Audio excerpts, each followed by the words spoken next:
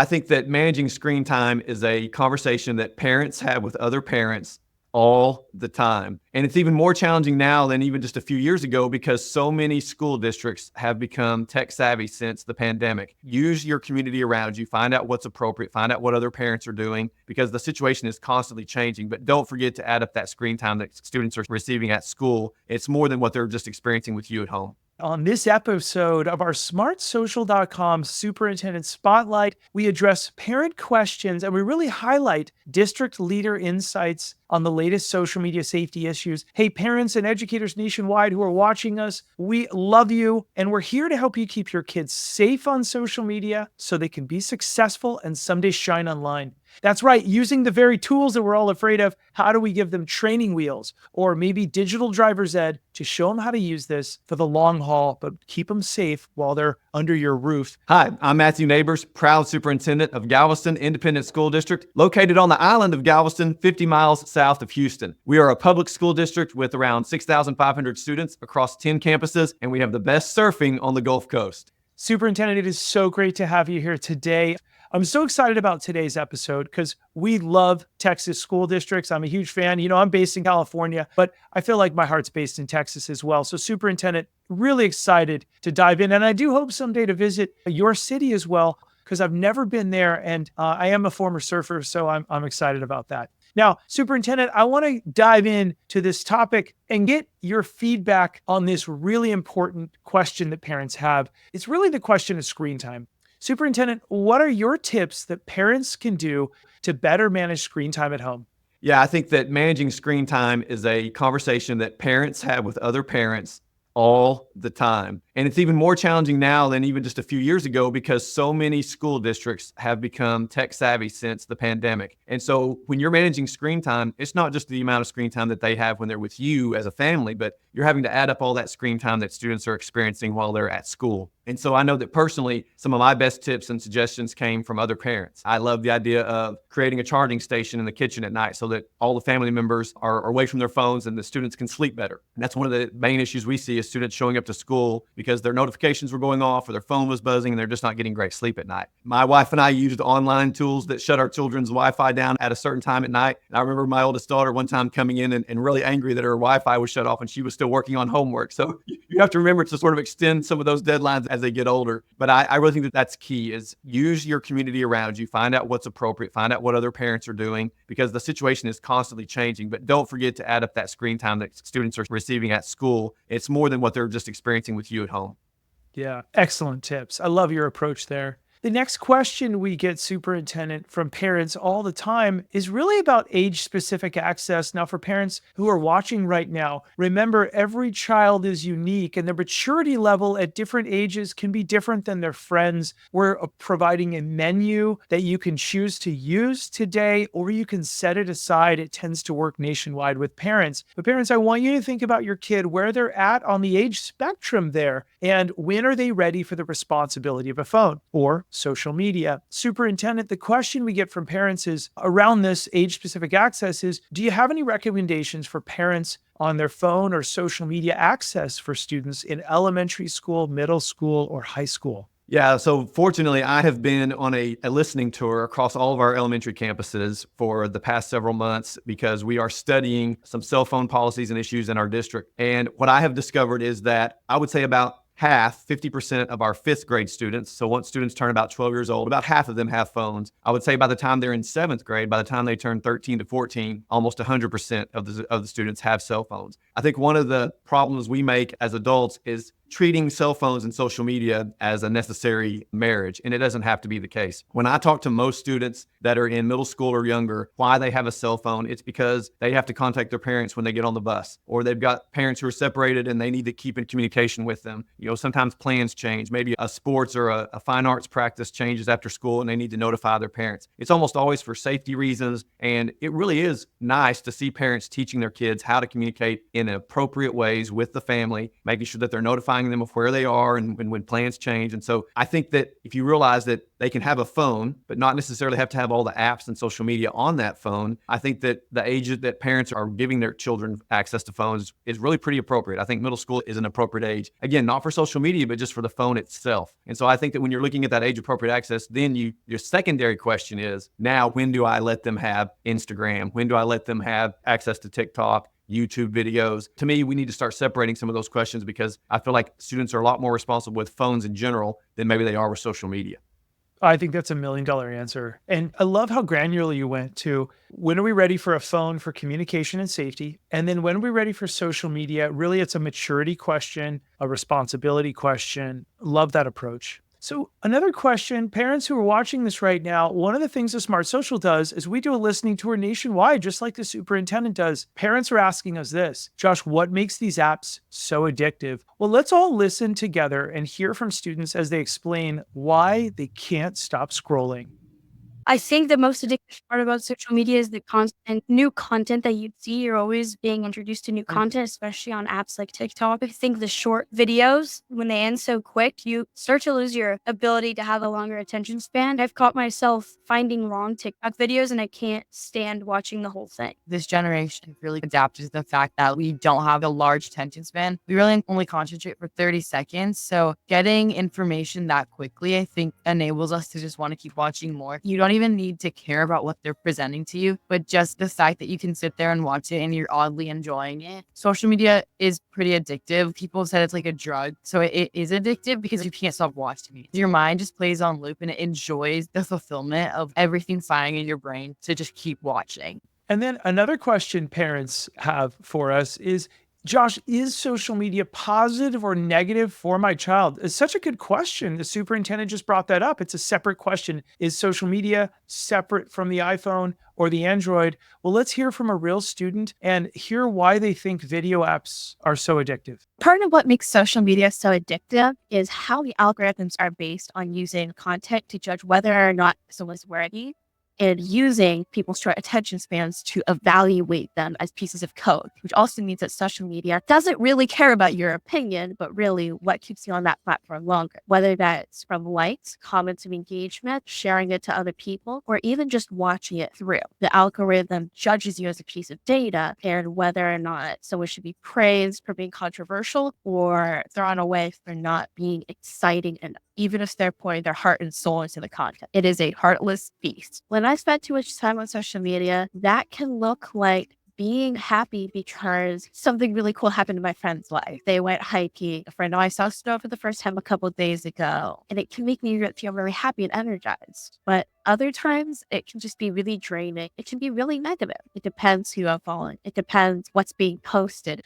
So many different ways to look at this. Parents, if you're listening right now, I think Katie is so powerful in saying it's a heartless beast, less about your child in the future. Those of you parents in school districts who are watching right now, remember, if you send your families to our weekly live events that you see where we talk about safety and successful and shine online, here's how we want your principals to feel. Josh, before we started promoting these, we had 50 social media incidents per year last year. Now we're down to 5 incidents. I have more time to be a school principal again. Directors of engagement, we love Deron Wilson. The 50 plus live events give our community a chance to join on their phone without software at a date and time that works with their schedule. And there's a replay for busy parents, and superintendents all over the country are saying, we can't stay updated on all these apps. So we appreciate the amazing parents doing the research behind SmartSocial.com. They keep our 8,000 parents in the know. Now, coming up, parents, we are so appreciate you. And school districts, we have online bullying. November is disappearing messages. December is optimizing parental controls. January is shining online. February is avoiding strangers,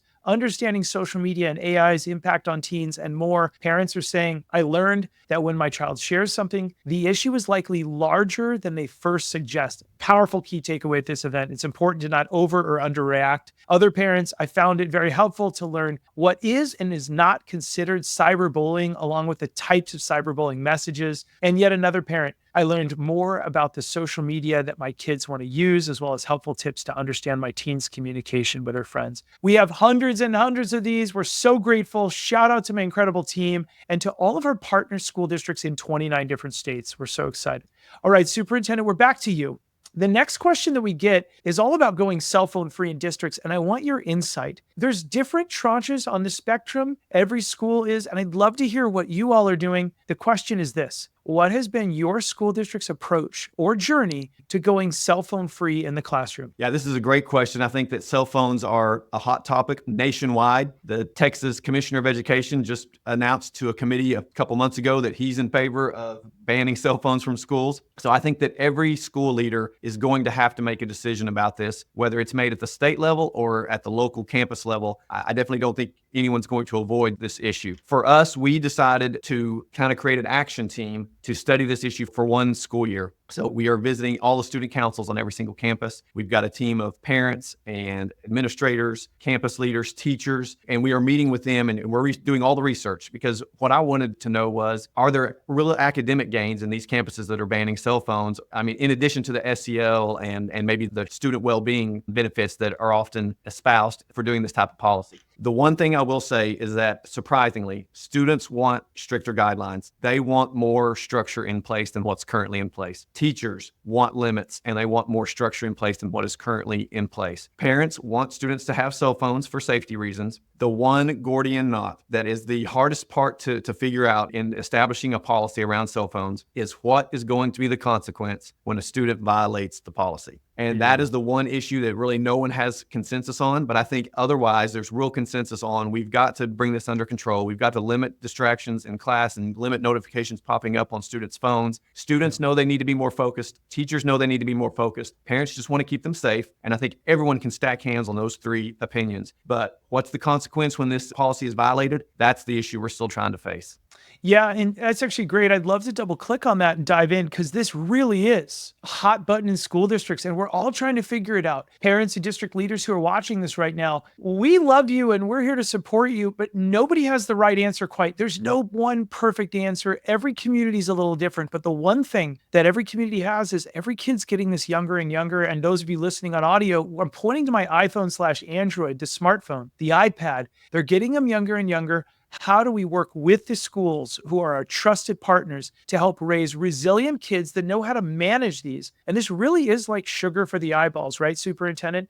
And how do we, and some kids actually like saying, I feel better when I eat healthy, right? And so how do we do that in the classroom? My follow-up question for you here is, what are your teachers saying about that's a reasonable way to enforce this, or what are teachers suggesting is a reasonable way to say this is the approach that we should take if a student is caught having their cell phone out? So almost every teacher, I won't say almost every teacher, but teachers tend to handle the situation differently. Some will collect it during class and give it back to the student at the end of class. Some will collect the phone, hand it into the front office, and make the student get it back at the end of the day. I really think what teachers want is they want a consistent policy that's supported by the campus administration. They want to know that the administration has their backs. And I think the administrators want to know that the parents have their backs. They want to know that whatever policy they put out there, that parents are going to support it, because we've all come to an agreement that this needs to happen. And so there really won't be a lot of conflicts or a lot of arguments about it, because we're all in agreement. This is the policy, and this is what we're going to stick with. But I think right now, a lot of teachers handle it differently. Some teachers have it under control, and you don't ever see a phone out in their class. And then some teachers, it's a huge issue and a huge problem, because maybe they don't have as strong classroom management. And so I really think that just as a group of teachers, they just want to see administrators come down on a single policy that can be fully supported. I love that. And what you said that is so key, Superintendent, and so important. And I think every parent needs to know this. Every district's admiring this right now, is how can the district set a standard that teachers are like, wow, the district has got my back and I can enforce this. They'll work with me on this. And parents have got my back. Because it all comes down to, in the classroom, we're huge fans of the district, but even bigger fans of principals, feeling like they can be a principal once again and take a deep breath and go back to being a principal in the 90s, where you're supporting students. And like that's ever going to happen again. I know we're both laughing, but how do we strive to that, where we can have a wholesome place? And I just love, like, everybody's got everybody's back. And that really comes down to parent engagement, getting everybody on the same page, we believe, which I just adore that about what you just said. Okay, the next question I get, Superintendent, is, Josh, let's talk about avoiding strangers in dangerous situations online. This is huge for SmartSocial. We're teaching a lot of this in February, I believe. It's a big topic for us in our live events. Superintendent, what is your advice to parents and students to avoid talking to strangers and avoiding dangerous situations online? Yeah, when avoiding dangerous situations and strangers online, I think that we sometimes forget to use some of the teaching techniques that we would use if we were training students to avoid dangerous situations and strangers live. So one of the greatest things that I use as a teacher and as a principal is role modeling or role playing. Walk your kids through the situation. You're going to be at a store shopping, or someone's going to offer you a ride, and we teach them, go up and say, no, I'm sorry, I'm heading back into my house, or I'm going back with my friends. We sort of show them these situations and say, this is what you say, and this is how you react in that situation. But I think we think, well, because this is online, I can't show my kid what someone might say to them in a video game chat, or I can't show someone what a strange email might look like. And yet we know some of these dangers. And so we sometimes fail to sort of walk our students through, when you see this, this is how you respond. There just has to be some explicit teaching around those situations. And I think sometimes we're hesitant to do that because it's in an online environment. Yeah, so true. What I like that you said also is reiterating, here's what happens. And we do that through driving. If you see a red light, remember, we remind people red light or how to drive, or if you see a distracted driver, here's what to do. Here's how not. And we're repeating things. I love that. And I agree with you that if we outline it, students will then know what to do in that situation. Okay, to all of our partner districts, we really appreciate you. Again, to everyone watching, all the parents, don't forget that SmartSocial hosts weekly live parent events and replays. They're free for you because your district's a partner. We have teen-led videos in every one of the programs. Why do we do that? Because parents are raving, saying, I love hearing from real teens. It's so great. And I brought my daughter in, and she actually thought it wasn't preachy because she heard from another teen 1 year older than her. It was so easy to explain to her XYZ topic. Parents also, when you join the program, use the free link that your district sends you. You will get a premium parent newsletter made by incredible parents across the country at SmartSocial that really care about you knowing exactly what you need to know. All right, Superintendent, I really appreciate your time here today. Thanks for joining us. Yeah, you bet. Thank you. And we look forward, as I said, our district is studying the social media experience and how to handle cell phones in schools. When we have our meetings with parents and teachers and our action team, we're going to start including some SmartSocial details, hooking them up with these resources because we've found them to be so fantastic. I first heard about you at a superintendent's conference, and so was so glad to connect and can't wait to introduce some of our families to some of the resources that you guys share. So thank you so much. Yeah, such kind words. We're really grateful.